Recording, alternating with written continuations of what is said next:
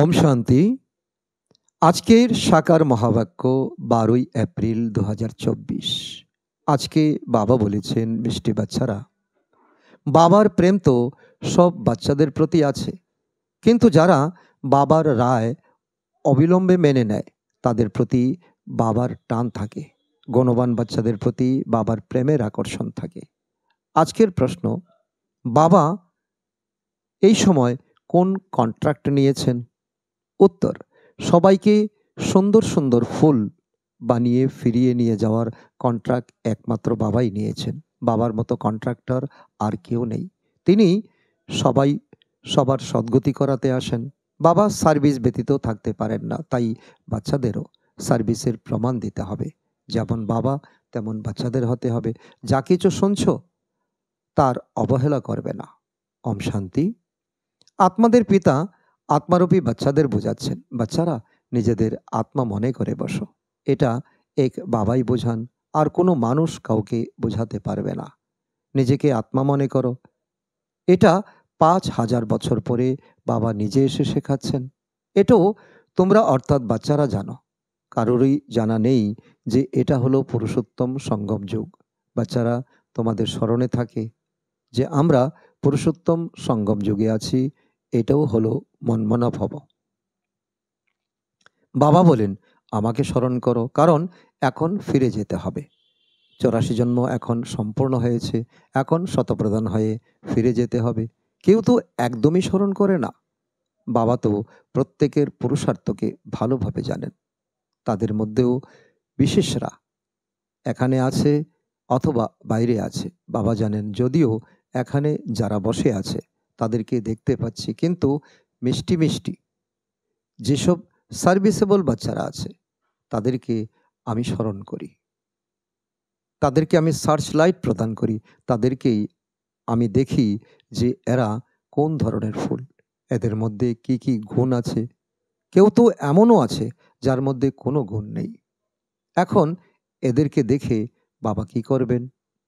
বাবা তো হলেন চুম্বক, পিউর আত্মা, তাই অবশ্যই আকর্ষণ করবেন, সার্চ লাইট দেবেন। কিন্তু বাবা ভিতরে কি আছে জানেন। বাবা নিজের সমস্ত পোতামেল হিসাবপত্র বলেন, তাই বাচ্চারাও যেন বলে। বাবা বলেন, আমি তোমাদের বিশ্বের মালিক করার জন্য এসেছি। তবু যে যেমন পুরুষার্থ করবে, পুরুষার্থ যাই করো না কেন, সেটা বাবাকে জানানো চাই। বাবা লেখেন, সবার অকুপেশন লিখে পাঠাও, অথবা তাদেরকে দিয়ে লিখিয়ে পাঠাও। যে তৎপর বিচক্ষণ ব্রাহ্মণী হবে সেসব লিখে পাঠাবে কি ব্যবসা করছে, কি আমদানি করছে। বাবা নিজের সব কিছু বলেন, আর সৃষ্টির আদি মধ্য অন্তের জ্ঞান শোনান। সবার অবস্থাকে জানেন। কত প্রকারের ভ্যারাইটি ফুল, এক একটা ফুল দেখিয়ে বাবা তার ব্যাখ্যা করছেন। দেখো কিরকম রয়্যাল ফুল, এখন এরকম সুগন্ধ রয়েছে। এরপর যখন সম্পূর্ণরূপে প্রস্ফুটিত হবে তখন ফার্স্ট ক্লাস শোভনীয় হয়ে উঠবে। তোমরাও এই লক্ষ্মী নারায়ণের মতো যোগ্য হয়ে যাবে। তোমাদের এইম অবজেক্ট হলো লক্ষ্মী নারায়ণ হওয়া, নর থেকে নারায়ণ হওয়া, নারী থেকে লক্ষ্মী হওয়া।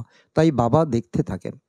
এমন নয় যে সকলকে সার্চ লাইট দেন, যে যেমন তেমনই আকর্ষণ করেন। যার মধ্যে কোনো গুণ নেই সেখানে কি আর আকর্ষণ করবেন?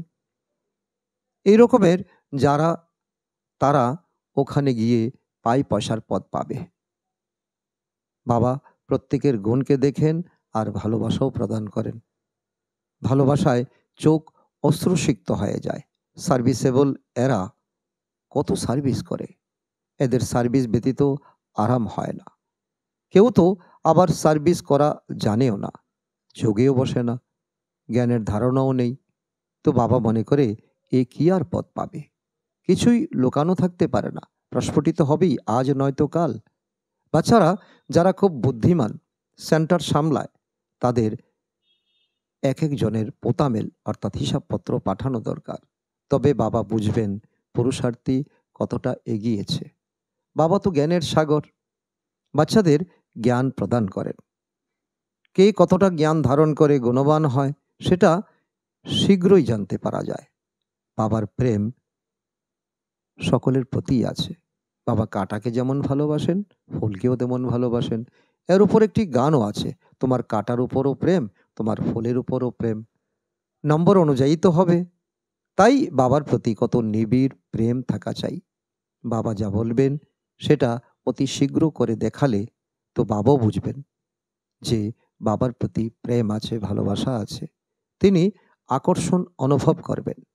বাবার আকর্ষণ এমনি যে একদম আটকে যাবে। কিন্তু যতক্ষণ না জং সরবে ততক্ষণ পর্যন্ত আকৃষ্ট হবে না। আমি একেকজনকে দেখি, বাবার সার্ভিসেবল বাচ্চা চাই। বাবা তো সার্ভিসের জন্যই আসেন। পতিতদেরকে পবিত্র করে তোলেন। এটা তোমরা জানো বাচ্চারা। দুনিয়ার আর সকলে জানে না, কারণ তোমরা সংখ্যায় খুবই কম। যতক্ষণ যোগ না হবে ততক্ষণ আকর্ষণ অনুভব হবে না। সেরকম পরিশ্রম খুব কমজনই করে, কোনো না কোনো ব্যাপারে আটকে পড়ে। এটা সেই সৎসঙ্গ নয় যে যেখানে কিছু শুনলেই সেটাতেই সাধু সাধু করবে। এটাও ঠিক, ওটাও ঠিক। সর্বশাস্ত্রের শিরোমণি হলো এক গীতা। গীতাতেই রাজযোগের শিক্ষা ব্যবস্থা আছে। বিশ্বের মালিক তো বাবাই। বাচ্চাদের বলতে থাকি গীতার মাধ্যমেই প্রভাব পড়বে, কিন্তু এর শক্তিও চাই। যোগবলের ধার ভালো থাকা চাই, যাতে কিনা তোমরা দুর্বল। এখনো অনেক দূর এগিয়ে যেতে হবে। এখন টাইম আর অল্প রয়েছে। বলা হয় তুমি মধুর হলে অন্যেও তোমার প্রতি মধুর হবে। তুমি যেমন কর্ম করবে তোমাকে দেখে অন্যরাও তেমন করবে। আমাকে ভালোবাসলে আমিও ভালোবাসবো। এ হলো আত্মার প্রেম। এক বাবার স্মরণে থাকো। এই স্মরণেই জন্ম জন্মান্তরের বিকর্ম বিনাশ হবে। কেউ বা তো একদমই স্মরণ করে না। বাবা বোঝান এখানে ভক্তির ব্যাপার নেই, এটা হলো বাবার রথ।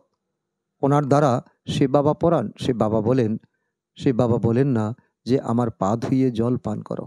ব্রহ্মা বাবা তো পায়ে হাত দিতেও দিতেন না। পায়ে হাত দিয়ে কি হবে? বাবা তো হলেন সবার মুক্তিদাতা। কোটির মধ্যে কেউই মাত্র এই কথা বুঝবে আর তার অর্থ ব্যাখ্যা করবে। পূর্বকল্পে যে কোটিতে একজন ছিল সেই বুঝবে। ভোলানাথ বাবা এসে সহজ সরল মাতাদের জ্ঞান দিয়ে জাগিয়ে তোলেন। বাবা একদম উচ্চস্থানে ছড়িয়ে দেন মুক্তি আর জীবন মুক্তির মাধ্যমে। বাবা শুধুমাত্র বলেন বিকারগুলি ত্যাগ করো। এই বিষয়কে কেন্দ্র করে শোরগোল হয়। বাবা বুঝান নিজেকে দেখো, আমার মধ্যে কি কি অবগুণ আছে। ব্যবসায়ীরা রোজ নিজেরা হিসাব নিকাশ করে লাভ লোকসান বের করে। তোমরাও হিসাব রাখো যে কতটা সময় অতি প্রিয় বাবা, যিনি আমাদের বিশ্বের মালিক তৈরি করেন, তাকে আমরা স্মরণ করেছি। তার চার্ট রাখতে হবে। দেখবে কম স্মরণ করেছি তো নিজের থেকেই লজ্জা বোধ হবে যে এরকম করেছি, ওই রকম বাবাকে আমি স্মরণ করিনি। আমাদের বাবা হলেন সব থেকে ওয়ান্ডারফুল। সমস্ত সৃষ্টির মধ্যে স্বর্গও সব থেকে ওয়ান্ডারফুল। আর এই সময়ে তোমরা স্বর্গে যাওয়ার জন্য পুরুষার্থ করছো, পড়াশোনা করছো। ওরা তো স্বর্গকে লক্ষ বছরের বলে দেয়, আর তোমরা বলবে 5,000 বছর। কীরকম রাত দিনের পার্থক্য! যারা খুবই পুরানো ভক্ত তাদের কাছে বাবা সমর্পিত হন অনেক ভক্তির ফলস্বরূপে। ব্রহ্মা বাবা এই জন্মেও সঙ্গে গীতা রাখতেন আর নারায়ণের চিত্র রাখতেন। লক্ষ্মীকে দাসী হয়ে থাকার থেকে মুক্ত করে দিয়ে কত খুশিতে থাকেন। যেমন আমরা এই শরীর ত্যাগ করে শতযোগে গিয়ে দ্বিতীয় ধারণ করব, বাবার মধ্যেও খুশি থাকে যে আমি গিয়ে সুন্দর প্রিন্স হব, তারপর তারপর রাজা হব। পুরুষার্থ করাতে থাকেন বিনা পরিশ্রমে কিভাবে ওই রূপ তৈরি হবে। এই জন্য পুরুষার্থ তোমাদের অনেক অনেক করতে হবে। তোমরাও ভালো করে বাবাকে স্মরণ করলে স্বর্গের উত্তরাধিকার প্রাপ্ত করবে। কেউ তো না পড়ে না দৈবিগুণ ধারণ করে, এমনও বাচ্চা আছে হিসাবই রাখে না। যে উঁচু পদ পাবে সেই সমগ্র হিসাব রাখবে, একদম অ্যাকুরেট চলবে। তা নয়তো শুধুমাত্র জাহির করবে, 15-20 দিন পরেই লেখা ছেড়ে দেয়। এক্ষেত্রে তো পরীক্ষা ইত্যাদি সব হলো গুপ্ত। প্রত্যেকের কোয়ালিফিকেশনকে বাবা জানেন। বাবার কথা তৎক্ষণাৎ মেনে নিলে তো বলা হবে আজ্ঞাকারী, অনুগত। বাবা বলেন, এখন বাচ্চাদের অনেক কাজ করতে হবে, অনেক সেবা করে দেখাতে হবে। কত ভালো ভালো বাচ্চারাও বিচ্ছেদ করে চলে যায়, বাবাকে ডাইভোর্স দিয়ে চলে যায়। সে বাবা কখনোই কাউকে ডাইভোর্স দেন না। তিনি তো ড্রামা অনুযায়ী এসেছেনই বড় কন্ট্রাক্ট নিয়ে।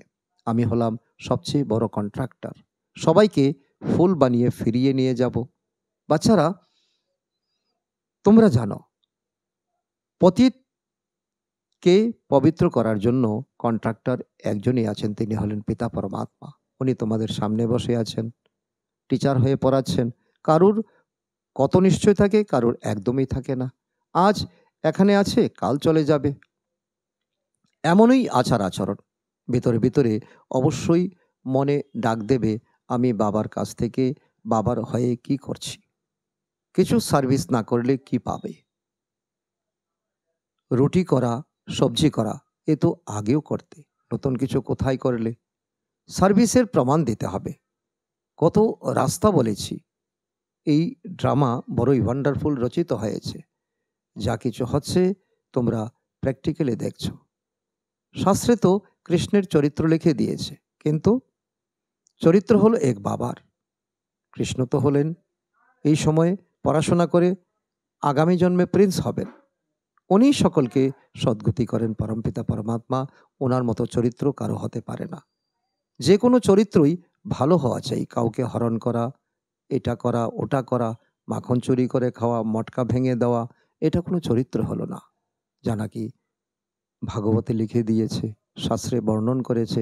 সকলের সদ্গতি দাতা হলেন একমাত্র বাবা। তিনি প্রতিকল্পে এসে স্বর্গের স্থাপনা করেন। লক্ষ বছরের কোনো ব্যাপার নেই। তাই বাচ্চাদের ছিছি অভ্যাস ত্যাগ করা উচিত। তা না হলে কি পদ প্রাপ্ত করবে? দ্বৈতাও গুণ দেখে দ্বৈতকে ভালোবাসবে। দ্বৈতের ভালোবাসাও তার উপর থাকবে, যে তার সার্ভিস করতে থাকবে।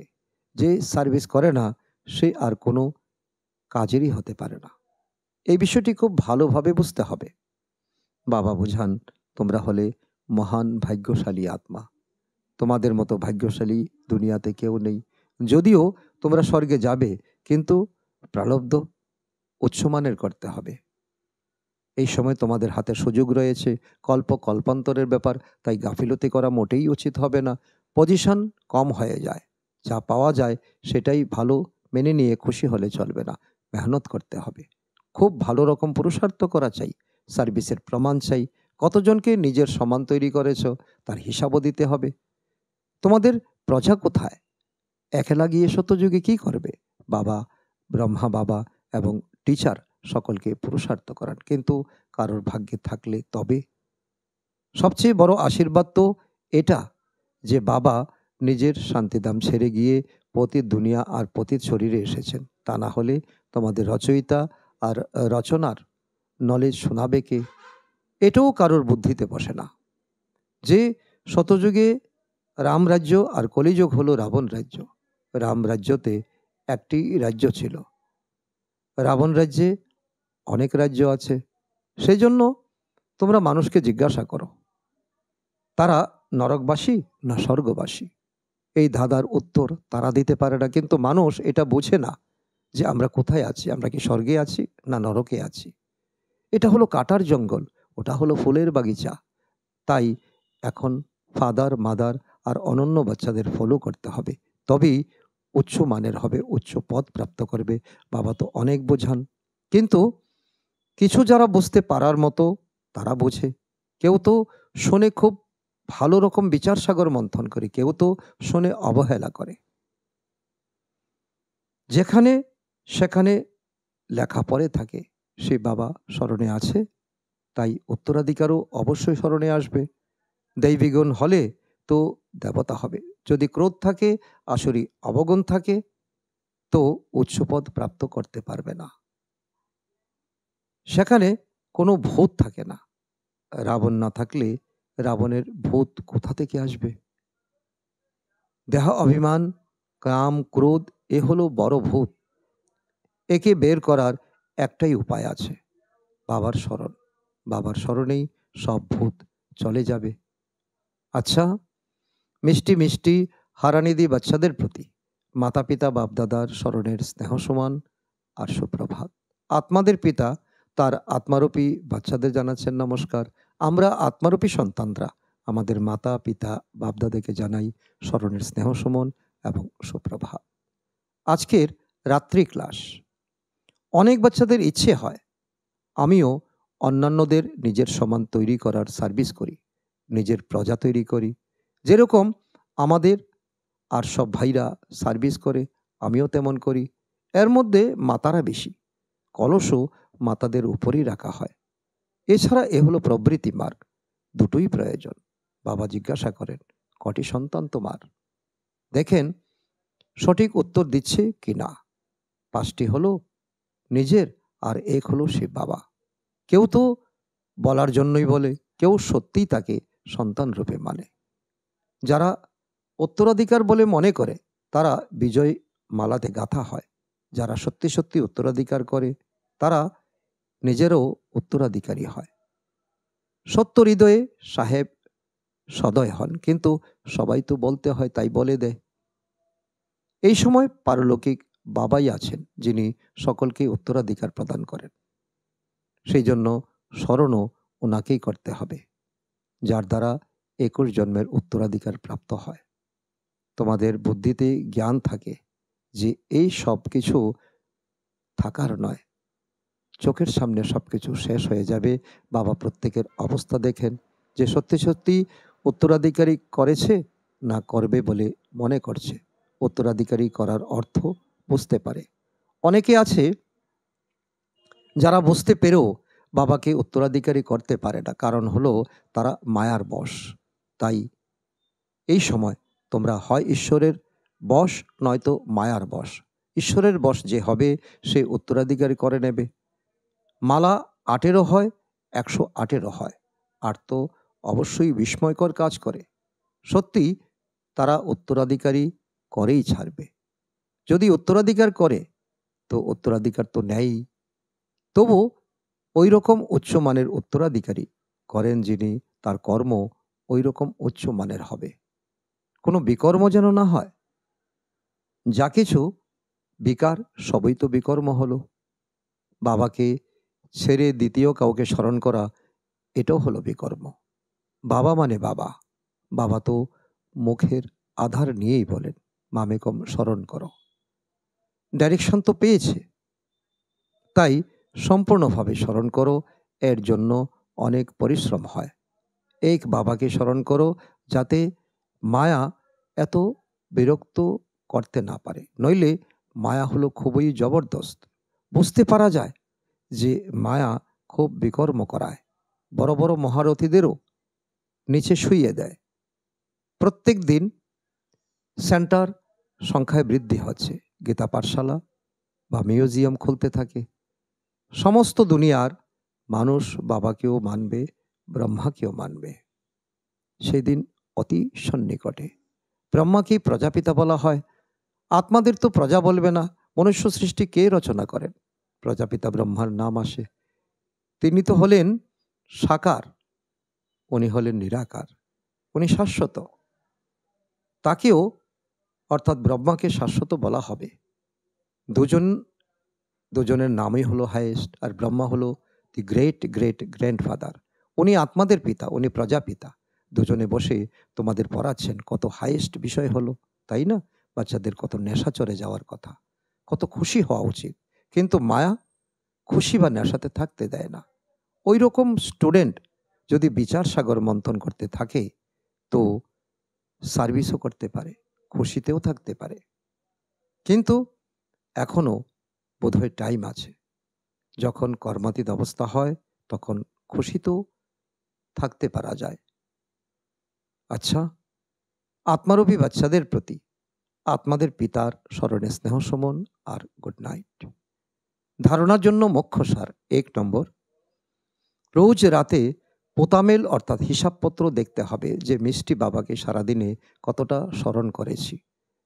নিজেকে শো অর্থাৎ জাহির করার জন্য পোতামেলের দরকার নেই, গুপ্ত পুরুষার্থ করতে হবে।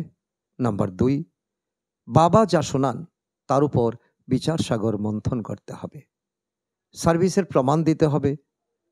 শুনে তা অবহেলা করবে না। ভিতরে ভিতরে যা কিছু অবগুণ রয়েছে তাকে চেক করে বের করে দিতে হবে। এ হলো অবগুণ। আজকের বরদান, বৈরাগ্য বৃদ্ধির দ্বারা এই অসার সংসারের থেকে বন্ধন মুক্ত থাকা সত্যিকারের রাজ ঋষি ভব। তার অর্থ, রাজ ঋষি অর্থাৎ রাজ্য থাকা সত্ত্বেও অসীম জগতের বৈরাগী। দেহ আর দেহের পুরানো দুনিয়াতে সামান্যতম বন্ধনও নেই, কেননা জানে যে এই পুরানো দুনিয়া হলই অসার সংসার, এতে কোনো সার নেই। অসার সংসারে ব্রাহ্মণদের শ্রেষ্ঠ সংসার প্রাপ্ত হয়েছে। এই জন্য সেই সংসার থেকে অসীম জগতের বৈরাগ্য অর্থাৎ কোনো বন্ধন নেই। যখন কোনো কিছুর প্রতি বন্ধন বা আসক্তি থাকবে না, তখন বলা হবে রাজঋষি বা তপস্বী। আজকের স্লোগান, যুক্তিযুক্ত বোল হলো সেটাই যা মধুর আর শুভ ভাবনা সম্পন্ন হবে। আচ্ছা, ওম শান্তি।